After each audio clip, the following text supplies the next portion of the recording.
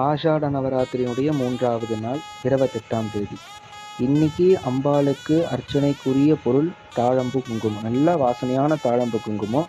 அம்பாளுடைய திருப்பாதத்துக்கு நேராக ஒரு வெத்தலை வச்சுக்கலாம். இல்லை விளக்கு இருந்ததுன்னா விளக்குக்கு நேராக ஒரு வெத்தலை, ஃபோட்டோ இருந்தால் ஃபோட்டோக்கு நேராக ஒரு வெத்தலை வச்சுட்டு மோதிர விரலையும் கட்டை விரலையும், ரைட் ஹேண்டுடைய மோதிர விரலையும் கட்டை விரலையும் ஒன்றா சேர்த்து அதில் குங்குமத்தை எடுத்து எடுத்து எடுத்து அம்பாளுக்கு அர்ச்சனை பண்ணணும். எதை சொல்லி அர்ச்சனை பண்ணுறது? அஷ்டோத்திரம் தெரிஞ்சால் அஷ்டோத்திரம், சகசரநாமம் தெரிஞ்சால் சகசரநாமம்.